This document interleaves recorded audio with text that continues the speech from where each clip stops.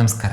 ಇಂದು ನಾವು attention deficit hyperactivity disorder ಅಂದರೆ ADHDಯ ಬಗ್ಗೆ ಸರಿಯಾಗಿ ತಿಳ್ಕೊಳ್ಳಿಕ್ಕಿದ್ದೇವೆ. ಅದರಲ್ಲೂ ವಿಶೇಷವಾಗಿ ಆಯುರ್ವೇದದಿಂದ ಹೇಗೆ ಇದನ್ನ ಚೆನ್ನಾಗಿ ಮಾಡ್ಕೊಳ್ಬಹುದು, ಈ ಸಮಸ್ಯೆಗೆ ಒಳ್ಳೆಯ ಪ್ರಯೋಜನ ಹೇಗೆ ತೆಗೆದುಕೊಳ್ಬಹುದು ಅನ್ನೋದರ ಬಗ್ಗೆ ನಾವು ತಿಳ್ಕೊಳ್ಳಿಕ್ಕಿದ್ದೇವೆ. ಆದರೆ ಸಾಮಾನ್ಯವಾಗಿ ಅಂದ್ಕೊಳ್ಳೋದೆಲ್ಲರೂ ಏನಂತಂದ್ರೆ ಚಿಕ್ಕ ಮಕ್ಕಳಿಗಿರೋ ಸಮಸ್ಯೆ ಇದು ಅಂತ. ಹಾಗಾಗಿ ಬರೀ ಚಿಕ್ಕ ಮಕ್ಕಳಿಗೆ ಅಂತ ಅಲ್ಲ ಅದು. ಚಿಕ್ಕ ಮಗು ಏನು ಬ್ರೈನ್ ಡೆವಲಪ್ ಆಗ್ತಾ ಹೋಗ್ಬೇಕಲ್ಲ, ಆ ಡೆವಲಪ್ಮೆಂಟ್ ಅಲ್ಲಿ ಆಗುವ ಸಮಸ್ಯೆ ಆಗಿರೋದ್ರಿಂದ ಬಹಳಷ್ಟು ಬಾರಿ ಸುಮಾರು 60% ಆಫ್ ಕೇಸಸ್ ಅಂತ ಹೇಳ್ತಾರೆ. ದೊಡ್ಡವರು ಆಗ್ತಾ ಹೋದಾಗ ಕೂಡ ಆ ಸಮಸ್ಯೆ ಪರ್ಸಿಸ್ಟ್ ಆಗುತ್ತೆ. ಸೊ ದೊಡ್ಡವರಲ್ಲಿಯೂ ಕೂಡ ಈ ತೊಂದರೆ ಇರುವ ಚಾನ್ಸಸ್ ಇರುತ್ತೆ ಅಂತ. ಹಾಗಾಗಿ ಇದನ್ನು ನಾವು ಸರಿಯಾಗಿ ತಿಳ್ಕೊಂಡು ಅದಕ್ಕೆ ಪರಿಹಾರ ಮಾಡ್ಕೊಳ್ಬಹುದು. ಹಾಗಾದ್ರೆ ADHD ಅಂದ್ರೆ ಏನು? ಇದು ಒಂಥರ ನ್ಯೂರೋ ಡೆವಲಪ್ಮೆಂಟಲ್ ಡಿಸಾರ್ಡರ್. ಅಂದ್ರೆ ಈ ನರಮಂಡಲ ಡೆವಲಪ್ ಆಗ್ತಾ ಇರುವಾಗ ಆಗುವಂತ ಸಮಸ್ಯೆ ಅಂತ. ಈ ಸಮಸ್ಯೆಯಲ್ಲಿ ಏನು ಲಕ್ಷಣಗಳಿರ್ತವೆ ಅಂತಂದ್ರೆ, ಒಂದು ಅಟೆನ್ಷನ್ ಸಾಧ್ಯ ಆಗೋದಿಲ್ಲ. ಯಾವುದೋ ಒಂದು ಕೇಳಬೇಕು, ನೋಡ್ಬೇಕು, ಮಾಡಬೇಕು ಅಂದ್ರೆ ನಮಗೊಂದು ಅಲ್ಲಿ ಏಕಾಗ್ರತೆ ಬೇಕಲ್ಲ. ಚಿಕ್ಕ ಏಕಾಗ್ರತೆ ಅಂದ್ರೆ ಏನೋ ಧ್ಯಾನ ಮಾಡುವಂಥದ್ದು ಅಂತಲ್ಲ. ಏನೊಂದು ಕೆಲಸ ಮಾಡುವಾಗ ನೀರು ಕುಡಿಯುವಾಗ್ಲೂ ಕೂಡ ಒಂದು ನೀರು ಬಾಯಿಗೆ ಹಾಕಬೇಕು ಅನ್ನೋ ಒಂದು ಏಕಾಗ್ರತೆ ಬೇಕಲ್ಲ. ಆ ತರ ಏಕಾಗ್ರತೆ ಇಲ್ಲದೆ ಇರೋದು ಒಂದು. ಮತ್ತೆ ಇಂಪಲ್ಸಿವಿಟಿ ಮತ್ತೆ ಹೈಪರ್ ಆಕ್ಟಿವಿಟಿ ಅಂದ್ರೆ ಮನಸ್ಸಿಗೆ ಬಂದ ಹಾಗೆ ಚಿಕ್ಕ ಚಿಕ್ಕ ಇಂಪಲ್ಸ್ ಅನ್ನು ವಿಚಿತ್ರವಾಗಿ ಅದನ್ನ ಬಿಹೇವ್ ಮಾಡೋದು, ಅಥವಾ ಅತಿಯಾಗಿ ಆಕ್ಟಿವ್ ಆಗಿರೋದು. ಆಕ್ಟಿವ್ ಅಂತಂದ್ರೆ ಬಹಳಷ್ಟು ಬಾರಿ ಇದೇ ಸಮಸ್ಯೆ ಆಗೋದು. ನಮ್ಮ ಮಗು ಒಳ್ಳೆ ಆಕ್ಟಿವ್ ಆಗಿದೆ ಅಂತ ಅಂದ್ಕೊಂಡಿರ್ತಾರೆ, ಬಟ್ ಈ ತರ ಸಮಸ್ಯೆ ಇರುವ ಚಾನ್ಸಸ್ ಕೂಡ ಇರುತ್ತೆ. ಆ ಮಗು ಒಂದು ಸರಿಯಾದ ರೀತಿಯಲ್ಲಿ ಕೆಲಸ ಮಾಡುತ್ತೆ, ಚೆನ್ನಾಗಿ ಆಟ ಆಡತ್ತೆ ಅಂದ್ರೆ ಅದು ಆಕ್ಟಿವ್ ಅಂತ ಹೇಳ್ಬೋದು. ಈಗ ಉದಾಹರಣೆಗೆ ನೀವು ಯಾವುದೋ ಒಂದು ಡ್ರಾಯಿಂಗ್ ಮಾಡ್ಲಿಕ್ಕೆ ಕೊಟ್ಟಿದ್ದೀರಿ, ಚೆನ್ನಾಗಿ ಮಾಡತ್ತೆ ಅಂತಂದ್ರೆ ಆಕ್ಟಿವ್. ಅಥವಾ ಒಟ್ಟು ಮಾಡತ್ತೆ, ಒಂದ್ ರೀತಿಯಲ್ಲಿ ಮಾಡಿ ನೋಡು ಇದು ಹೀಗಿದೆ ಅಂತ ತೋರಿಸುವಷ್ಟರ ಮಟ್ಟಿಗಿದೆ ಅಂದ್ರೆ ಅದು ಹೈಪರ್ ಆಕ್ಟಿವ್ ಅಥವಾ ಒಳ್ಳೆ ಆಕ್ಟಿವ್, ಚೆನ್ನಾಗಿ ಆಕ್ಟಿವ್ ಆಗಿದೆ ಅಂತ ಹೇಳ್ಬೋದು. ಬಟ್ ಹೈಪರ್ ಆಕ್ಟಿವಿಟಿ ಅಂದ್ರೆ ಹೇಗೆ ಅಂದ್ರೆ, 1 ನಿಮಿಷ ಡ್ರಾಯಿಂಗ್, 30 ಸೆಕೆಂಡ್ 15 ಸೆಕೆಂಡ್ ಡ್ರಾಯಿಂಗ್ ಮಾಡ್ಲಿಕ್ಕೆ ಹೋದ್ರೆ ಮತ್ತೆ 15 ಸೆಕೆಂಡ್ಗೆ ಇನ್ನೇನೋ ಕೆಲಸ ಕಾಣುತ್ತೆ. ಸೆಕೆಂಡ್ಗಳಲ್ಲಿ ಮಗು ಪಾಪ ಅರ್ಧ ಡ್ರಾಯಿಂಗ್ ಮಾಡಿ ಮತ್ತೇನೋ ಟಿವಿಯಲ್ಲಿ ಕಾಣ್ತು ಅಂತ ಅಲ್ವಾ ಕೂತ್ಕೊಳ್ತು, ಯಾರೋ ಆಟ ಆಡ್ಲಿಕ್ಕೆ ಬಂದ್ರು ಅಂತ ಹೋಯ್ತು ಅಂದ್ರೆ ಅದ್ರ ಅರ್ಥ ಸಮಸ್ಯೆ ಇದೆ ಅಂತಲ್ಲ. ಒಂದ್ ರೀತಿ ಹೇಳ್ಬೇಕು ಅಂದ್ರೆ ಸೂತ್ರ ಹರಿದ ಗಾಳಿಪಟದ ತರ ಆ ವ್ಯಕ್ತಿಯಲ್ಲಿ ಸಮಸ್ಯೆ ಆಗುತ್ತೆ. ಅಂದ್ರೆ ಅಟೆನ್ಷನ್ ಇರಲ್ಲ, ಬಟ್ ಹೈಪರ್ ಆಕ್ಟಿವ್ ಆಗಿರ್ತಾರೆ. ಅದಕ್ಕೆ ADHD ಅಂತ ಹೇಳೋದು. ಮುಂದೆ ಹೇಳ್ತಾ ಹೋದಾಗ ನಿಮಗೆ ಇನ್ನೂ ಕ್ಲಾರಿಟಿ ಸಿಗುತ್ತೆ. ಇದರಲ್ಲಿ 3 ಟೈಪ್ಸ್ ಹೇಳ್ತಾರೆ. ಒಂದು ADHD ಇನ್ ಅಟೆನ್ಷನ್, ಅಂದ್ರೆ ಅಟೆನ್ಷನ್ ಕೊಡ್ಲಿಕ್ಕೆ ಆಗಲ್ಲ ಅಂತ ನಾಗ್ಲೇ ಹೇಳಿದ ಹಾಗೆ. ಏನೋ ಒಂದು ಕೇಳಿಸ್ಕೊಳ್ಬೇಕು, ಏನೋ ಒಂದು ಮಾಡ್ಬೇಕು, ಇದಾದ್ಮೇಲೆ ಇದು ಹೀಗೆ ಮಾಡ್ಬೇಕು, ಈ ತರದ್ದನ್ನ ಮಾಡ್ಲಿಕ್ಕೆ ಆಗೋದೇ ಇಲ್ಲ. ಒಂದು ಕೆಲಸ ಏನೋ ಮಾಡ್ಲಿಕ್ಕೆ ಹೋದ್ರೆ ಒಂದು ಸಣ್ಣ ಎಕ್ಸ್ಟರ್ನಲ್ ಸ್ಟಿಮ್ಯುಲೈ ಬಂದರೂ ಕೂಡ ಅದನ್ನು ಬಿಟ್ಬಿಡೋದು. ಆ ವಯಸ್ಸಿಗೆ ತಕ್ಕ ಹಾಗೆ ಮಾಡಬೇಕಾದ ಕೆಲಸವನ್ನ ಪೂರ್ತಿಯಾಗಿ ಮಾಡ್ಲಿಕ್ಕೆ ಆಗದೆ ಇರೋದು. ನಾನೇನೋ ಬರಿತಾ ಇದ್ದೆ, 2 ಪೇಜ್ ಬರದೆ ಬೋರ್ ಆಯ್ತು, ಹಾಗಲ್ಲ. ಯಾವುದೇ ಒಂದು ಕೆಲಸವನ್ನ ಆ ವಯಸ್ಸಿಗೆ ತಕ್ಕ ಹಾಗೆ ಮಾಡಬೇಕಾದ ಒಂದು ಪೂರ್ತಿ ಮಾಡ್ಬೇಕಲ್ಲ ಕೆಲಸವನ್ನ, ಅದನ್ನ ಯಾವ ಕೆಲಸವನ್ನು ಮುಗಿಸ್ಲಿಕ್ಕೆ ಆಗೋದಿಲ್ಲ. ಇವೆಲ್ಲ ಇನ್ ಅಟೆನ್ಷನ್ ಅಲ್ಲಿ ಬರುವಂತದ್ದು. ಇನ್ನೊಂದು ಹೈಪರ್ ಆಕ್ಟಿವಿಟಿ ಇಂಪಲ್ಸಿಟಿವಿಟಿ. ಈ ಕ್ಯಾಟಗರಿಯಲ್ಲಿ ಹೇಗೆ ಅಂತಂದ್ರೆ, ಅತಿಯಾಗಿ ಏನಾದ್ರೂ ಒಂದು ಮಾಡ್ಕೊಳ್ತಾ ಇರೋದು.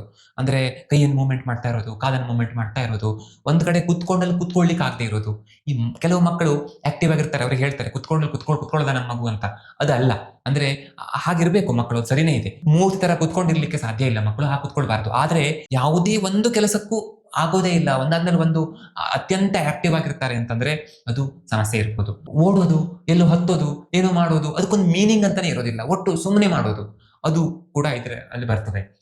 ಅಥವಾ ಕೆಲವು ಸಾರಿ ಅತಿಯಾಗಿ ಮನ್ಸಿಗೆ ಬಂದ ಹಾಗೆ ಏನೇನೋ ಮಾತಾಡ್ಕೊಳ್ತಾ ಇರೋದು, ಇವು ಕೂಡ ಇಂತಹ ಹಲವಾರು ಲಕ್ಷಣಗಳು ಬರ್ತವೆ. ಅಲ್ಲಿ ಎಲ್ಲಿಯೂ ಕೂಡ ಒಂದು ಅಪ್ರಾಪ್ರಿಯೇಟ್ ಮೀನಿಂಗ್ ಇಲ್ಲದೆ ಇರುವಂತಹ ಕೆಲಸವನ್ನ ಕಂಟಿನ್ಯೂಸ್ಲಿ ಮಾಡ್ತಾ ಇದ್ರೆ ಅದಕ್ಕೆ ಹೈಪರ್ ಆಕ್ಟಿವಿಟಿ ಅಂತ ಹೇಳ್ಬೋದು. ಇನ್ನು ಇಂಪಲ್ಸಿವಿಟಿ, ಇದು ಕೂಡ ಎರಡು ಒಟ್ಟಿಗೆ, ಹೈಪರ್ ಆಕ್ಟಿವಿಟಿ ಮತ್ತು ಇಂಪಲ್ಸಿವಿಟಿ ಸೇರಿಸಿ ಒಂದು ಕ್ಯಾಟಗರಿ ಅಂತ ಮಾಡ್ತಾರೆ. ಅಲ್ಲಿ ಹೇಗಿರುತ್ತೆ ಅಂತಂದ್ರೆ, ನಾವೇನೊಂದು ಪ್ರಶ್ನೆ ಕೇಳ್ತಾ ಇದ್ದೀವಿ ಅಂದ್ರೆ ಅರ್ಥ ಕೇಳೋ ಮೊದಲೇನೆ ಉತ್ತರ ಹೇಳಿ ಪ್ರಯತ್ನ ಮಾಡೋದು. ಪೂರ್ತಿ ಪ್ರಶ್ನೆ ಅರ್ಥನೇ ಆಗಿರೋದಿಲ್ಲ, ಏನು ಅಂತಾನೆ ಗೊತ್ತಾಗಿರೋದಿಲ್ಲ, ಮನ್ಸಿಗೆ ಬಂದಾಗ ಉತ್ತರ ಹೇಳೋದು. ಅಥವಾ ಯಾರೋ ಆಟ ಆಡ್ತಾ ಇದ್ರೆ ಅದಕ್ಕೊಂದು ಮೀನಿಂಗ್ಫುಲ್ ಎಂಟ್ರಿ ಅಂತ ಇರೋದಿಲ್ಲ, ಒಟ್ಟು ಹೋಗಿ ಮಧ್ಯದಲ್ಲಿ ಇದು ಮಾಡೋದು. ಏನೊಂದಕ್ಕೆ ವೇಟ್ ಮಾಡ್ಬೇಕಪ್ಪ, ಒಬ್ಬರಾದ್ಮೇಲೆ ಒಬ್ರು ವೇಟ್ ಮಾಡ್ಲಿಕ್ಕೆ ಆಗೋದೇ ಇಲ್ಲ ಇವರಿಗೆ. ಸೊ ಈ ರೀತಿಯ ಲಕ್ಷಣಗಳು ಅದರಲ್ಲಿ ಇರ್ತವೆ. ಇನ್ನೊಂದು 3ನೇ ಕ್ಯಾಟಗರಿ ಕಂಬೈಂಡ್ ಅಂತ. ಅಂದ್ರೆ ಸಾಮಾನ್ಯವಾಗಿ ಹೆಚ್ಚು ಜನರಿಗೆ ಇದೇ ಇರೋದು ಅಂತ. ಏನು ಇನ್ ಅಟೆನ್ಷನ್ ಇರುತ್ತೆ, ಅಂದ್ರೆ ಸರಿಯಾಗಿ ಅಟೆನ್ಷನ್ ಕೊಡ್ಲಿಕ್ಕೆ ಆಗಲ್ಲ. ಇನ್ನೊಂದು ಅತಿಯಾಗಿ ಈ ತರ ಹೈಪರ್ ಆಕ್ಟಿವಿಟಿ ಅಥವಾ ಇಂಪಲ್ಸಿವಿಟಿ ಇರುತ್ತೆ. ಈ ಎರಡೂ ಸೇರಿರೋದಕ್ಕೆ ಕಂಬೈಂಡ್. ತುಂಬಾ ಜನರಿಗೆ ಈ ತರ ಲಕ್ಷಣಗಳು ಇರ್ತವೆ ಅಂತ ಹೇಳ್ತಾರೆ. ಇದಕ್ಕೆ ಕಾರಣಗಳೇನೇನು? ಸಾಮಾನ್ಯವಾಗಿ 70% ಜೀನ್ ಮೂಲಕ ಬಂದಿರುತ್ತೆ. ಇನ್ನು ಕೆಲವು ಬಾರಿ ಪ್ರೆಗ್ನೆನ್ಸಿಯಲ್ಲೋ ಅಥವಾ ನಂತರವೋ ಈ ಮೆದುಳಿನ ಬೆಳವಣಿಗೆ ಸಮಯದಲ್ಲಿ ಆಗುವ ಕೆಲವು ತೊಂದರೆಗಳಿಂದ ಆಗುವಂಥದ್ದು. 3ನೇದು ತಾಯಿ ಸ್ಮೋಕಿಂಗ್ ಮಾಡೋದ್ರಿಂದ, ಅಥವಾ ತಂದೆ ತುಂಬಾ ಬೇರೆ ಬೇರೆ ವಿಷಾಹಾರಗಳನ್ನು ಸಿಕ್ಕಾಪಟ್ಟೆ, ಅಂದ್ರೆ ಉದಾಹರಣೆಗೆ ಆಲ್ಕೋಹಾಲ್, ಸ್ಮೋಕಿಂಗ್ ಈ ತರ ಮಾಡಿರೋದ್ರಿಂದ ಬೇಗ ಮಗು ಡೆಲಿವರಿ ಆದ್ರೆ, ಪ್ರಿಮ್ಯಾಚುರ್ ಡೆಲಿವರಿ ಅಂತ ಹೇಳ್ತೀವಲ್ಲ, ಆ ತರ ಆದ್ರೆ, ಬರ್ತ್ ವೇಟ್ ತುಂಬಾ ಕಡಿಮೆ ಇದ್ರೆ, ಈ ತರ ಕೆಲವು ಚಿಕ್ಕ ಪುಟ್ಟ ಕಾರಣಗಳಿಂದ ಒಂದ್ ಸ್ವಲ್ಪ ಜನರಿಗೆ ಆ ತರ ಆಗೋದಿರುತ್ತೆ ಅಂತ. ಸೊ ಈ ಸಾಮಾನ್ಯವಾಗಿ ಈ ತರದ ಕಾರಣಗಳು, ಬಹುತೇಕ ಕಾರಣಗಳು ನಮ್ಮ ಕಂಟ್ರೋಲ್ ಇಲ್ಲದೆ ಇರುವಂತದ್ದು. ಆದರೆ ಕೆಲವು ಕಾರಣಗಳನ್ನ ನಾವು ತಡೆಯಲಿಕ್ಕೆ ಸಾಧ್ಯ ಇದೆ. ವಿಶೇಷವಾಗಿ ಇದೆ ಈ ಸ್ಮೋಕಿಂಗ್ ಮಾಡೋದು ಅಥವಾ ಇನ್ಯಾವುದೋ ಕೆಟ್ಟ ಫುಡ್ ಅನ್ನು ತೆಗೆದುಕೊಳ್ಳೋದು ಅಥವಾ ಡಾಕ್ಟರ್ ಹೇಳಿದ ಹಾಗೆ ಸರಿಯಾದ ರೀತಿಯಲ್ಲಿ ಫುಡ್ ಅಥವಾ ಮೆಡಿಸಿನ್ ತೆಗೆದುಕೊಳ್ಳದೆ ಇರೋದು ಪ್ರೆಗ್ನೆನ್ಸಿಯಲ್ಲಿ ಅಥವಾ ಅದಕ್ಕೂ ಮೊದಲು ಈ ತರ ತಪ್ಪುಗಳನ್ನು ಮಾಡೋದ್ರಿಂದ ಆಗೋದಿದ್ರು ಕೂಡ ಸಾಮಾನ್ಯವಾಗಿ ಇದು ಯಾಕೆ ಅಂತ ಗೊತ್ತಾಗ್ಲಿಲ್ಲ ಅನ್ನೋ ರೀತಿಯಲ್ಲಿ ಆಗೋ ಬಂದ ಚಾನ್ಸಸ್ ಜಾಸ್ತಿ. ಅದಕ್ಕೆ ಒಂದು ಆಯುರ್ವೇದ ಏನ್ ಹೇಳುತ್ತೆ ಅಂತಂದ್ರೆ ಗರ್ಭ ಸಂಸ್ಕಾರದ ವಿಷಯದಲ್ಲಿ ಹೇಳುವಾಗ ಇಬ್ರು ಪೇರೆಂಟ್ಸ್ ಇಬ್ರು ಮುಂದೆ ಮಗುವಿಗೆ ಪ್ಲಾನ್ ಮಾಡ್ಲಿಕ್ಕೆ ಹೊರಟಿರುವಂತವರು ಪಂಚಕರ್ಮ ಚಿಕಿತ್ಸೆಗಳನ್ನು ತೆಗೆದುಕೊಳ್ಳೇಬೇಕು ಅಂತ. ಹಾಗೆ ತೆಗೆದುಕೊಳ್ಳೋದ್ರಿಂದ ಹುಟ್ಟುವ ಮಗುವಿನಲ್ಲಿ ಎಷ್ಟೋ ಸಮಸ್ಯೆಗಳು ಬರದೇ ಇದ್ದಾಗತ್ತೆ. ಹಾಗಾಗಿ ಅದು ತುಂಬಾ ಇಂಪಾರ್ಟೆಂಟ್, ಅದು ನಾವು ನೆನ್ಪಿಟ್ಕೊಳ್ಬೇಕು. ಈ ಸಮಸ್ಯೆ ಹೇಗಾಗತ್ತಪ್ಪ ಅನ್ನೋದನ್ನು ಸ್ವಲ್ಪ ನಾವು ತಿಳ್ಕೊಳ್ಬೇಕು. ಇದು ನಮಗೆ ಎಲ್ಲ ರೀತಿಯಲ್ಲೂ ಪಾಠ ಆಗುತ್ತೆ. ಮೊದಲನೇದಾಗಿ ನಮ್ಮ ಮೆದುಳಿನಲ್ಲಿ ಪ್ರೀಫ್ರಂಟಲ್ ಕಾರ್ಟೆಕ್ಸ್ ಅಂತ ಒಂದು ಭಾಗ ಇದೆ. ಆ ಭಾಗ ನಾವೇನಾದ್ರು ಒಂದು ಅಟೆನ್ಷನ್ ಇಂದ ನಾವು ನೋಡ್ಬೇಕು ಅಂದ್ರೆ ನಾವು ಏಕಾಗ್ರತೆಯಿಂದ ಒಂದನ್ನು ಗಮನಿಸಬೇಕು ಅಂತ ಆದ್ರೆ, ಅಥವಾ ಯಾವುದೋ ಒಂದು ಬಿಹೇವಿಯರ್ ಅನ್ನು ಕರೆಕ್ಟ್ ಆಗಿ ಇದು ಮಾಡಬೇಕು, ಒಂದು ಡಿಸಿಷನ್ ಪ್ಲಾನಿಂಗ್ ಮಾಡಬೇಕು, ಒಂದು ನಾನು ಹೀಗೆ ಮಾಡಬೇಕು ಅಂತ ಒಂದು ಡಿಸಿಷನ್ ಬರಬೇಕು ಅಂತಾದ್ರೆ ಇದು ಸರಿಯಾಗಿರ್ಬೇಕು. ಅದಕ್ಕೆ ಹೇಳೋದು ಚಿಕ್ಕ ಮಕ್ಕಳಲ್ಲಿ ಅದು ಇರೋದಿಲ್ಲ, ಚೆನ್ನಾಗಿ ಡೆವಲಪ್ ಆಗಿರೋದಿಲ್ಲ. ಇನ್ನು ಕೆಲವು ನ್ಯೂರೋ ಟ್ರಾನ್ಸ್ಮಿಟರ್ಸ್, ಅದು ಡೊಪಮಿನ್ ಅಥವಾ ನಾರೆಫ್ರೆಫ್ರಿನ್, ಈ ತರದ ಪ್ರಮುಖವಾದ ಕೆಲವು ನ್ಯೂರೋ ಟ್ರಾನ್ಸ್ಮಿಟರ್ಸ್ ಅಂದ್ರೆ ಒಂದು ನರದಿಂದ ಇನ್ನೊಂದು ನರಕ್ಕೆ ಸುದ್ದಿಯನ್ನು ತಲುಪಿಸುವಂಥವು ಸರಿಯಾಗಿದ್ರೆ ಆಗ ನಮಗೆ ಏನೊಂದು ಕೆಲಸ ಮಾಡಬೇಕು ಅಂತ ಅನ್ಸೋದು, ಮೋಟಿವೇಶನ್ ಅಂತ ಹೇಳ್ತೀವಲ್ಲ, ಹಾಗಾಗೋದು. ಜೊತೆಗೆ ನಮ್ಮ ಮೇಲೆ ನಾವು ಕಂಟ್ರೋಲ್ ಇಟ್ಕೊಳ್ಳೋದು, ಇದೆಲ್ಲ ಕೂಡ ಸಾಧ್ಯ ಆಗುತ್ತೆ. ಆದ್ರೆ ಈ ಸಮಸ್ಯೆ ಇರುವಂತವರ ಬ್ರೈನ್ ಅಲ್ಲಿ ಏನಾಗುತ್ತೆ ಅಂತಂದ್ರೆ ಪ್ರೀಫ್ರಂಟಲ್ ಕಾರ್ಟೆಕ್ಸ್ ಸರಿಯಾಗಿ ಡೆವಲಪ್ ಆಗಲ್ಲ. ಅದು ನಿಧಾನವಾಗಿ ಆಗುತ್ತೆ ಅಥವಾ ತಪ್ಪಾಗಿ ಆಗುತ್ತೆ. ಈ ರೀತಿ ಅಲ್ಲಿ ಸಮಸ್ಯೆಗಳು ಉಂಟಾಗ್ತದೆ. ತುಂಬಾ ಚಿಕ್ಕದಾಗಿರುತ್ತೆ ಅದು. ಒಟ್ಟಲ್ಲಿ ಅದರಲ್ಲಿ ಸಮಸ್ಯೆ ಉಂಟಾಗುತ್ತೆ. ಎರಡನೇದು, ಈ ನ್ಯೂರೋ ಟ್ರಾನ್ಸ್ಮಿಟರ್ಸ್ ಕೂಡ ಎಷ್ಟು ಬೇಕು ಅದಕ್ಕಿಂತ ಕಡಿಮೆ ಇರುವ ಚಾನ್ಸಸ್ ಇರುತ್ತೆ. ಈ ಕಾರಣದಿಂದಾಗಿ ಒಂದು ಅಟೆನ್ಷನ್ ಕೊಡ್ಲಿಕ್ಕೆ ಆಗಲ್ಲ, ಇನ್ನೊಂದು ಒಂದು ಸರಿಯಾದ ಡಿಸಿಷನ್ ಬರ್ಲಿಕ್ಕೆ ಆಗಲ್ಲ, ಬಿಹೇವಿಯರ್ ಮೇಲೆ ಕಂಟ್ರೋಲ್ ಇರಲ್ಲ, ಮನಸ್ಸಿಗೆ ಬಂದಾಗೆ ಮಾಡ್ತಾರೆ. ಈಗ ರೀಸೆಂಟ್ಲಿ ಒಂದು ಪೇಷಂಟ್ ಮಗುವಿನ ಕರ್ಕೊ ಬಂದ್ರು. ಅವ್ರು ಹೇಳುವ ಪ್ರಕಾರ ತುಂಬಾ ಸಾತ್ವಿಕವಾದಂತಹ ವಾತಾವರಣ ಇರುವಂತ ಮನೆ, ಟಿವಿ ಮೊಬೈಲ್ ಆತರ ಕೂಡ ನೋಡಲ್ಲ. ಆದ್ರೂ ಕೂಡ ಇನ್ನು 3 ವರ್ಷ ಆಗದೆ ಇರುವಂತಹ ಮಗ ಈಗ ಮನೆಯಲ್ಲಿ ಎಲ್ಲರಿಗೂ ಹೊಡೆಯೋದು ಬಡಿಯೋದು, ತನಗೆ ತಾನು ಹೊಡ್ಕೊಳ್ಳೋದು, ಯಾರಿಗೋ ಚುಚ್ಚೋದೆಲ್ಲ ಮಾಡ್ತಾ ಇದ್ದ. ಏನೋ ಹೇಳ್ತಾ ಇದ್ದಂತೆ ಪಕ್ಕದ ಮನೆಯವರನ್ನ ಕೊಂದಾಕ್ಬಿಡ್ಬೇಕು ಅಂತ. ಆ ಚಿಕ್ಕ ಮಗುವಿಗೆ ಹೇಗೆ ಅದು ಬಂತು? ಕಾರಣ ಈ ಕಾಯಿಲೆ ಇರೋದ್ರಿಂದ. ಹೀಗೆ ತುಂಬಾ ಜನರಿಗೆ ಸಮಸ್ಯೆ ಉಂಟಾಗತ್ತೆ. ಅದಕ್ಕೆ ನಾವು ಮುಂದೆ ನಾನು ಚಿಕಿತ್ಸೆ ಬಗ್ಗೆ ಹೇಳುವಾಗ ಯಾವ ತರ ಅದನ್ನ ಮಾಡ್ಬೋದು ಅನ್ನೋದನ್ನ ಹೇಳ್ತೇನೆ.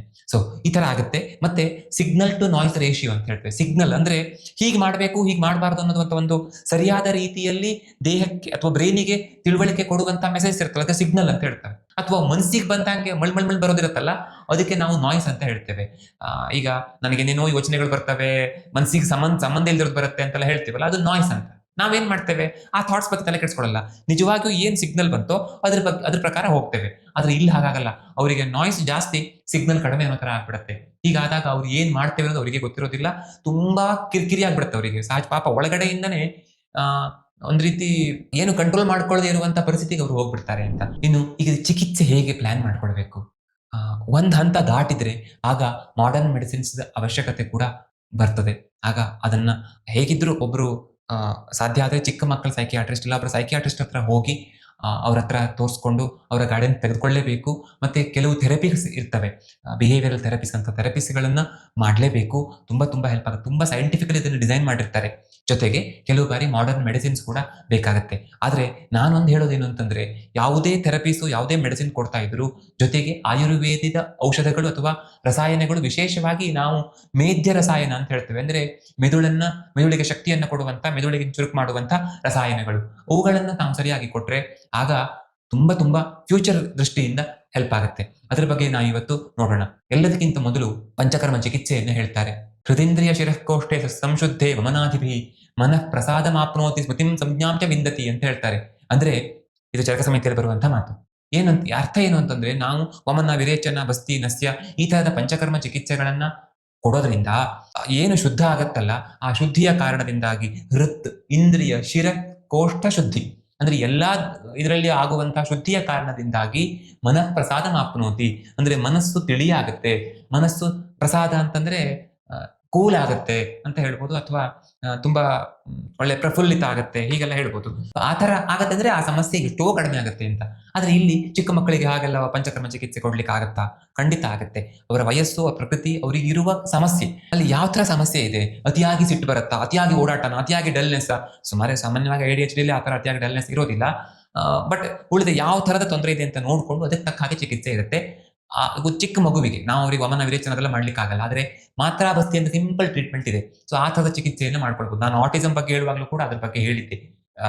ಇವನ್ ನೀವು ಆಟಿಸಮ್ ಅಲ್ಲಿಯೂ ಕೂಡ ಏನು ಮಾತ್ರಾ ಬಸ್ತಿಂದ ಚಿಕಿತ್ಸೆಯನ್ನು ತೆಗೆದುಕೊಳ್ಳೋದ್ರಿಂದ ತುಂಬಾ ಎಕ್ಸಲೆಂಟ್ ರಿಸಲ್ಟ್ ಬರುತ್ತೆ. ಸೊ ಆ ತರ ನಾವು ಪಂಚಕರ್ಮ ಚಿಕಿತ್ಸೆಯ ಮೂಲಕ ತುಂಬಾ ದೊಡ್ಡ ವ್ಯತ್ಯಾಸವನ್ನ ಮಾಡ್ಲಿಕ್ಕೆ ಸಾಧ್ಯ. ಬಟ್ ಪ್ರಾಕ್ಟಿಕಲ್ ಪ್ರಾಬ್ಲಮ್ ಏನಾಗುತ್ತೆ ಅಂತಂದ್ರೆ ಆ ಮಗುವನ್ನ ಹಿಡಿದಿಟ್ಕೊಳ್ಳೋದು ಕಷ್ಟ ಆಗುತ್ತೆ. ನಮ್ಗೆ ತುಂಬಾ ಬಾರಿ ಹಂಗಾಗತ್ತೆ. ಆ ಮಗುವನ್ನ ಹಿಡಿದಿಟ್ಟುಕೊಂಡು ಅದಕ್ಕೆ ಚಿಕಿತ್ಸೆಯನ್ನ ಕೊಡುವಾಗ ಕಷ್ಟ ಆಗತ್ತೆ ಸ್ವಲ್ಪ. ಆದ್ರೆ ಮನ್ಸು ಮಾಡಿದ್ರೆ ರಿಸಲ್ಟ್ ಬಂದೇ ಬರುತ್ತೆ. ಚಿಕಿತ್ಸೆಯನ್ನು ಆರಾಮಾಗಿ ಕೊಡ್ಬೋದು. ಎಷ್ಟೋ ಬಾರಿ ನಾವು ಆಮೇಲೆ ಮನೆಯಲ್ಲೇ ಮಾಡ್ಕೊಳ್ಳಿ ಮತ್ತೆ ಮತ್ತೆ ಬರೋದು ಕಷ್ಟ ಅಂತಂದ್ರೆ ಅಂತ ಕೂಡ ಅವರಿಗೆ ಟೀಚ್ ಮಾಡಿ ಕಳಿಸ್ತೇವೆ. ತುಂಬಾ ಹೆಲ್ಪ್ ಆಗುತ್ತೆ. ಮತ್ತೆ ಯಾವ ದೋಷದ ಪ್ರಾಧಾನ್ಯತೆ ಇದೆ, ಆ ಮಗುವಿನ ಸಮಸ್ಯೆ ಹೇಗಿದೆ ಅಂತ ನೋಡ್ಕೊಂಡು ಅದಕ್ಕೆ ಸಂಬಂಧಪಟ್ಟ ಹಾಗೆ ಆಯುರ್ವೇದ ಔಷಧಗಳು ಕೂಡ ತುಂಬಾ ಹೆಲ್ಪ್ ಆಗ್ತವೆ.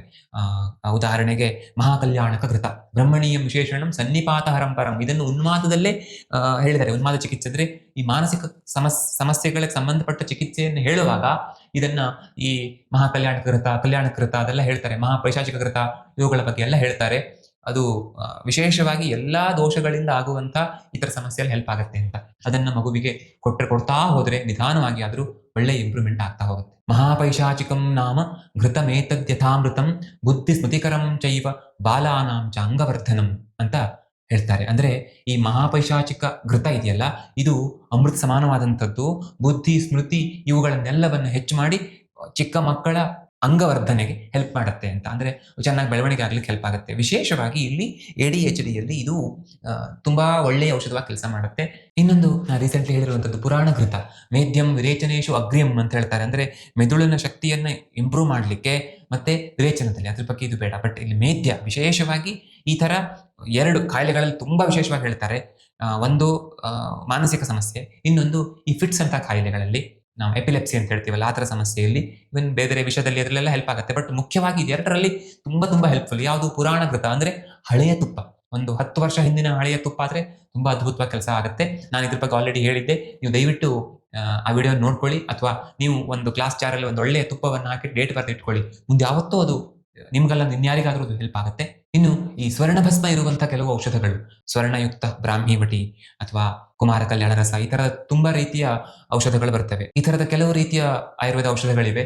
ಅವು ಈ ತರದ ಭಸ್ಮಗಳನ್ನು, ಸ್ವರ್ಣ ಭಸ್ಮ ಅಂತ ಇರುವಂತವು ತುಂಬಾ ಹೆಲ್ಪ್. ತುಂಬಾ ಎಕ್ಸ್ಪೆನ್ಸಿವ್ ಆಗಿರೋದ್ರಿಂದ ಒಂದ್ ಸ್ವಲ್ಪ ಕಾಲ ಆದ್ರೂ ಇದನ್ನ ಕೊಟ್ರೆ ಒಳ್ಳೇದು. ಹಣ ಇದೆ ಅಂತಂದ್ರೆ ಜಾಸ್ತಿ ದಿವಸ ಕೊಡ್ಬೋದು, ಇಲ್ಲ ಅಂದ್ರೆ ಸ್ವಲ್ಪ ಕಡಿಮೆ ದಿವಸ ಆದ್ರೂ ಕೊಟ್ರೆ ತುಂಬಾ ಅನುಕೂಲ ಆಗುತ್ತೆ. ಆಮೇಲೆ ನಿಧಾನವಾಗಿ ಆ ಸ್ವರ್ಣ ಭಸ್ಮ ಇರೋದನ್ನ ಬಿಟ್ಟು ಉಳಿದ ದ್ರವ್ಯಗಳು ಮಾತ್ರ ಇರುವಂತಹ ಔಷಧವನ್ನ ಕೂಡ ತೆಗೆದುಕೊಳ್ಳಿಕ್ಕೆ ಆಗತ್ತೆ. ಮತ್ತೆ ಕೆಲವು ಮೇದ್ಯ ದ್ರವ್ಯಗಳು, ಬ್ರಾಹ್ಮಿ, ಶಂಖಪುಷ್ಪಿ. ಬ್ರಾಹ್ಮಿ ಅಂತಂದ್ರೆ ಜಲಬ್ರಾಹ್ಮಿ ಅಂತ ಬೇರೆ, ಶಂಖಪುಷ್ಪಿ, ಮಂಡೂಕಪರ್ಣಿ ಅಂತಂದ್ರೆ ನಾವು ಒಂದೆಲಗ ಅಂತ ಹೇಳ್ತೀವಲ್ಲ ಅದು, ತುಪ್ಪ, ಬೂದುಗುಂಬಳಕಾಯಿ, ಈ ತರದ ಸುಮಾರು ದ್ರವ್ಯಗಳಿವೆ. ಎಲ್ಲದೂ ಅಲ್ಲ. ಉದಾಹರಣೆಗೆ ನಾನು ಸಾಮಾನ್ಯವಾಗಿ ADHD ಕಂಡೀಷನ್ಸ್ ಅಲ್ಲಿ ಬಜೆಯಲ್ಲೆಲ್ಲ ಕೊಡೋದು ಕಡಿಮೆ. ಯಾಕೆಂದ್ರೆ ಅದು ಇನ್ನೂ ತೀಕ್ಷ್ಣವಾದಂತಹ ಗುಣವನ್ನು ಹೊಂದಿರುವಂಥದ್ದು. ಮಗು ತುಂಬಾ ಡಲ್ ಆಗಿದೆ ಅಂದ್ರೆ ಅದು ಹೆಲ್ಪ್ ಆಗುತ್ತೆ. ಬಟ್ ಇಲ್ಲಿ ಮಗುವನ್ನ ಸ್ವಲ್ಪ ತಂಪು ಮಾಡಿ, ಮಗುವನ್ನ ತಲೆಯನ್ನು ತಂಪು ಮಾಡಿ ಸ್ವಲ್ಪ ಯೋಚನೆ ಮಾಡುವ ಇದನ್ನ ಇಂಪ್ರೂವ್ ಮಾಡುವಂಥದ್ದು. ಅದಕ್ಕೆ ಒಂದೆಲಗ, ತುಪ್ಪ, ಬೂದುಗುಂಬಳ ಇವೆಲ್ಲ ತುಂಬಾ ಹೆಲ್ಪ್ ಆಗುವಂಥದ್ದು. ಇನ್ನು ಕೊನೆಯದಾಗಿ ಇದು ತುಂಬಾ ಇಂಪಾರ್ಟೆಂಟ್ ಆಗಿರುವಂತಹ ವಿಷಯ. ಇದು ಯಾಕೆ ಹೀಗೆ ಹೇಳ್ತಿದ್ದಾರೆ ಅಂತ ನಿಮಗೆ ಅನಿಸ್ಬೋದು. ಇದು ಸಂಬಂಧವೇ ಇಲ್ವಲ್ಲ, ಇದು ಅಂದ್ರೆ ಆಯುರ್ವೇದ ಇದಕ್ಕೂ ಸಂಬಂಧ ಇದೆಯಾ ಅಂತ ಅನಿಸ್ಬೋದು. ನಿಜವಾಗಿಯೂ ಇದೆ. ಆಯುರ್ವೇದದಲ್ಲಿ ಒಂದು ಚಿಕಿತ್ಸೆಯ ವಿಧಾನವೇ ಇದು, ದೈವ ವಿಪಾಶ್ರಯ ಚಿಕಿತ್ಸಾ ಅಂತ. ಅಂದ್ರೆ ಒಬ್ಬ ವೈದ್ಯನಿಗೆ 3 ಆಪ್ಷನ್ ಇದೆ. ಒಂದು ಯುಕ್ತಿ ವಿಪಾಶ್ರಯ, ಅಂದ್ರೆ ತನ್ನ ಯುಕ್ತಿಯನ್ನ ಬಳಕೆ ಮಾಡಿ ಯಾವ ಔಷಧವನ್ನು ಕೊಡಬೇಕು ಅಂತ ನೋಡಿ ಕೊಡುವಂಥದ್ದು. ಇನ್ನೊಂದು ಸತ್ವಾವಜಯ, ಅಂದ್ರೆ ಕೌನ್ಸಿಲಿಂಗ್ ಮಾಡೋದು, ಅವರಿಗೆ ಧೈರ್ಯವನ್ನು ಹೇಳಿ ಅಥವಾ ಏನು ಕೌನ್ಸಿಲಿಂಗ್ ಅಂತ ಹೇಳ್ತೀವಲ್ಲ ಅದನ್ನು ಮಾಡೋದು. 3ನೇದು ದೈವ ವಿಪಾಶ್ರಯ, ಅಂದ್ರೆ ಈ ತರದ ಸಮಸ್ಯೆಗಳು ಕರ್ಮಾಧಾರಿತವಾಗಿರುವಂಥವು, ಅಂದ್ರೆ ಪೂರ್ವಜನ್ಮದ ಕರ್ಮದ ಕಾರಣದಿಂದಲೇ ಬಂದಿರುವಂಥವು. ತಂದೆ ತಾಯಿಯ ಕರ್ಮ, ಮಗುವಿನ ಕರ್ಮ ಎರಡಾ ಸೇರಿ ಆಗಿರುವಂಥದ್ದು. ಹಾಗಾಗಿ ಆ ಕರ್ಮವನ್ನ ಕಳೆಯುವಂಥದ್ದು. ಉದಾಹರಣೆಗೆ ಧ್ಯಾನ, ದೇವರಿಗೆ ಪ್ರಾರ್ಥನೆ ಮಾಡ್ಕೊಳ್ಳೋದು, ವಿಷ್ಣು ಸಹಸ್ರನಾಮ, ರುದ್ರ ಇದೆಲ್ಲ ಹೇಳ್ತಾರೆ. ಆದ್ರೆ ಅವುಗಳನ್ನ ಮಾಡ್ತಿರೋ ಬಿಡ್ತಿರೋದು ನಿಮ್ಮ ಚಾಯ್ಸ್. ಅಟ್ಲೀಸ್ಟ್ ದೇವ್ರ ಹತ್ರ ಶ್ರದ್ಧೆಯಿಂದ ಕೇಳ್ಕೊಂಡ್ರು ಕೂಡ ಕೆಲಸ ಮಾಡ್ತಾನೆ. ದೇವರಿಗೆ ಏನೋ ದೊಡ್ಡ ಮಂತ್ರಗಳನ್ನು ಹೇಳ್ಬೇಕು ಅಂತಿದ್ಯಾ? ಬಹುಶಃ ಇಲ್ಲ ಅಂತ ಅಂದ್ಕೊಳ್ತೇನೆ. ಆದ್ರೆ ಆ ಮಂತ್ರಗಳಿಗೆ ಅದರದೇ ಆದ ಸ್ವರ, ಅದರದೇ ಆದ ಒಂದಿಷ್ಟು ವರ್ಣ ಅಂತೆಲ್ಲ ಇರುತ್ತೆ. ಸೊ ಅವುಗಳ ಕಾರಣದಿಂದ ಬಹುಶಃ ಹೆಚ್ಚು ಹೆಲ್ಪ್ ಆದ್ರೂ ಆಗ್ಬೋದು. ನನಗೆ ಅದ್ರ ಬಗ್ಗೆ ವಿಶೇಷವಾಗಿ ಗೊತ್ತಿಲ್ಲ. ಬಟ್ ಇವೆಲ್ಲ ರುದ್ರನ ಪೂಜೆ ಮಾಡಬೇಕು ಅಂತ ಚರಕ ಸಮಿತಿಯಲ್ಲಿ ಕೂಡ ಹೇಳ್ತಾರೆ. ಸೊ ರುದ್ರ ಪ್ರಶ್ನ ಅಂತಾನೆ ಒಂದು ಮಂತ್ರ ಇದೆ. ಆ ತರದನ್ನ ಬೇಕಿದ್ರೆ ನಿಮ್ಗೆ ಸಾಧ್ಯ ನೀವು ಹೇಳ್ಬೋದು, ಇಲ್ಲ ಅದನ್ನ ಈಗೆಲ್ಲ ಆರಾಮಾಗಿ ಯೂಟ್ಯೂಬ್ ಎಲ್ಲ ಸಿಗತ್ತೆ, ಪ್ಲೇ ಮಾಡಬಹುದು. ಜೊತೆಗೆ ದೊಡ್ಡವರಾದ್ರೆ ಅವರಿಗೆ ಈ ರೇಖಿ, ಪ್ರಾಣಿಕ್ ಹೀಲಿಂಗ್, ಮುದ್ರಾ ಇವುಗಳನ್ನು ಹೇಳ್ಬೋದು. ಚಿಕ್ಕವರಾದ್ರೆ ದೊಡ್ಡವರು ಅದನ್ನ ಮಾಡಬಹುದು. ಈ ತರ ಮಾಡೋದ್ರಿಂದ ಕೂಡ ತುಂಬಾ ಅನುಕೂಲ ಆಗುತ್ತೆ. ಇದು ಬೇಕೇ ಬೇಕು, ಅನಿವಾರ್ಯ. ಯಾಕೆಂದ್ರೆ ಇದು ಕರ್ಮಾಧಾರಿತವಾಗಿರೋದ್ರಿಂದ. ಒಟ್ಟಿನಲ್ಲಿ ಇದಿಷ್ಟನ್ನ ನೀವು ಕರೆಕ್ಟಾಗಿ ಫಾಲೋ ಮಾಡಿದ್ರೆ ತುಂಬಾ ವ್ಯತ್ಯಾಸವನ್ನ ಕಾಣಬಹುದು. ಮುಂದಿನ ವಿಡಿಯೋದಲ್ಲಿ ಮತ್ತೆ ಸಿಗೋಣ. ಯಾವ ಸಮಸ್ಯೆ ಬಗ್ಗೆ ಮಾತಾಡಬೇಕು ಅಂತ ಕಮೆಂಟ್ ಮಾಡಿ ತಿಳಿಸಿ. ಮಾತಾಡ್ತೇನೆ. ಧನ್ಯವಾದ.